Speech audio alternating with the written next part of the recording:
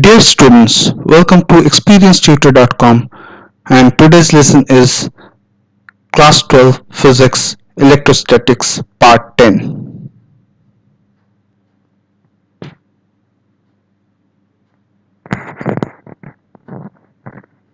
Let us start with the welcome message. Dear students, welcome to our channel experiencetutor.com. In this channel, we will teach physics, chemistry, mathematics and biology for the students of class 10th, 11th and 12th and those who are appearing for the school board examinations and entrance examinations like IIT, NEET and all state level engineering and medical examinations. This course is organized according to different topics for each subjects. Therefore, it contains separate video for each and individual topics. Hence, it covers complete syllabus for CBSE, ICSE, ISC and all the state board examinations and engineering and medical examinations. You can also find the relevant topics for foreign school examinations like SAT, IGCSE, IB, etc. Enjoy your learning. Thank you. Question number 55. A particle of mass m and charge q is attached to one end of a thread. The other end of the thread is attached to a large vertically positively charged plate. Having surface charge density sigma, find the angle the thread makes with the plate vertical in equilibrium. Electric field produced due to positively charged plane is E is equal to sigma by 2 epsilon naught. The force acting on the charge and components of the tension T produced in the string is as shown in the figure is in the equilibrium. T cos theta is equal to mg and T sin theta is equal to QE. There are two components of tension T. One is vertical component and other is horizontal component. Vertical component is T cos theta, which is balanced by the weight, and horizontal component is T sin theta, which is balanced by the force, electrostatic force, QE. On dividing, we get tan theta is equal to QE upon mg. Instead of E, putting the value of E, we can get Q sigma upon 2 mg epsilon naught.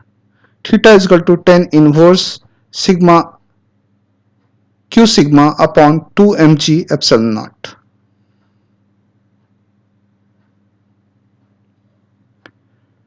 Find the electrical field due to a uniformly charged thin spherical cell. Let sigma be the surface charge density on a spherical cell having radius r as shown in the figure 1.27. Therefore, the total charge on the cell Q is equal to sigma A is equal to sigma 4 pi r square. The electrical field produced from such a spherical cell is radial. We want to determine the electrical field at point inside and outside the spherical cell.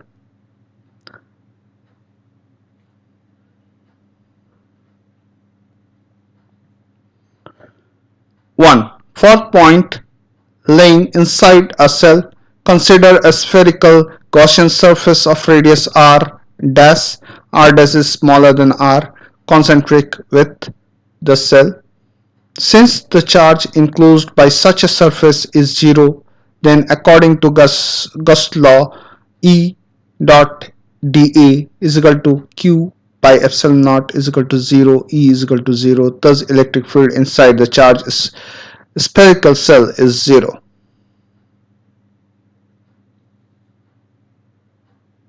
2. For a point lying outside the cell.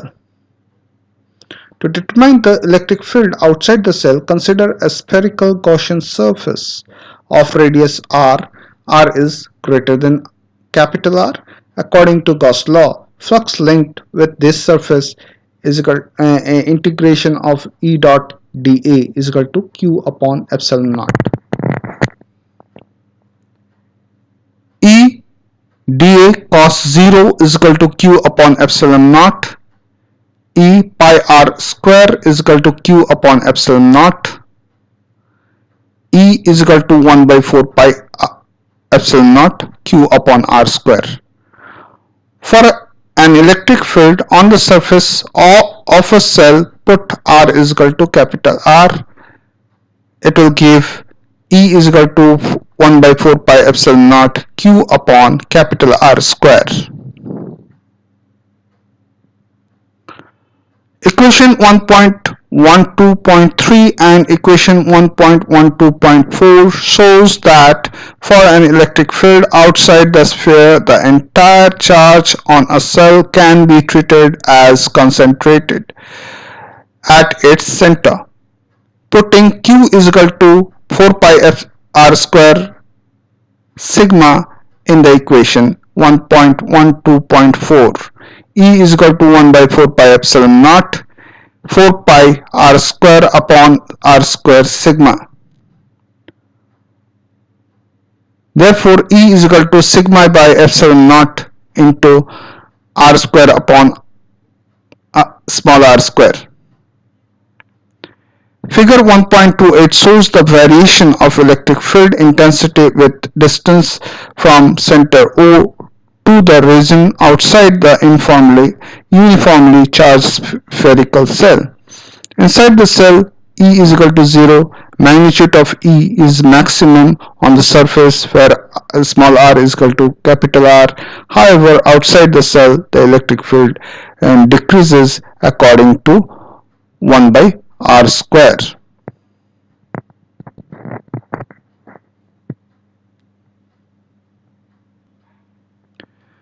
Question number 57. Find the electric field intensity due to uniformly charged sphere.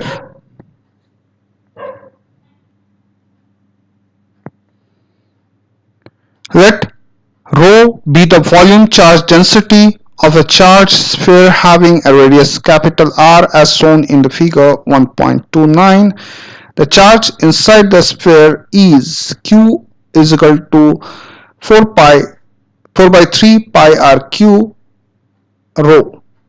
The electric field due to such a sphere of radial is radial. We want to determine the electric field at a point inside and outside of such charged sphere. 1. For point lying inside the sphere, imagine spherical Gaussian surface of radius r dash where r dash is less than r, concentric with sphere to determine the electric field at distance r dash point p dash from the center of the sphere. The charge enclosed by such a sphere is q dash is equal to 4 by 3 pi r dash q into rho. 4 by 3 pi r dash q into q by 4 by 3 pi r q from equation 1.12.6. Q dash is equal to q upon r dash q upon capital R q. The flux linked with the Gaussian surface. Integration of E dot dA is equal to q dash upon epsilon naught. E 4 pi r dash square is equal to q r dash q upon epsilon naught r q. That is inside the sphere.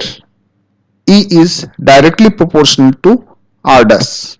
By putting the value of Q from the equation 1.12.6, we can represent electric field in terms of charge density. E is equal to Q R dash upon 3 epsilon naught, for R dash is less than equal to capital R. For point lying outside the sphere, now consider a Gaussian surface of radius r where r is greater than capital R. The center of the two spheres coincides with each other. The charge enclosed by this surface is q. According to Gaussian's law, d integration of d dot e dot dA is equal to q by epsilon naught. E dA is equal to q by epsilon naught. E pi r square is equal to q by epsilon naught. E is equal to 1 by 4 pi epsilon naught r by q by r square, where r is greater than equal to capital R.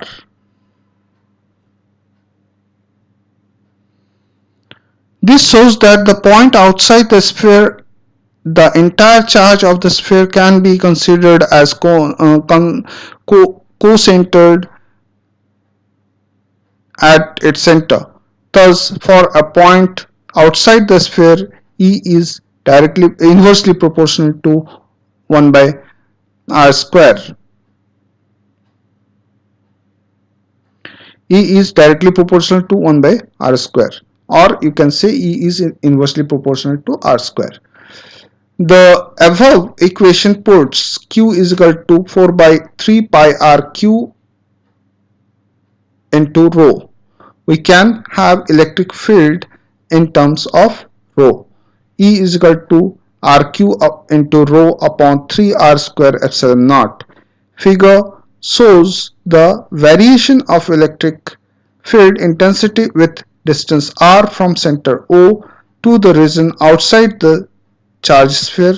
Note, the electric field on the surface of the sphere is maximum, that is E is equal to 1 by 4 pi epsilon naught q upon r capital R square.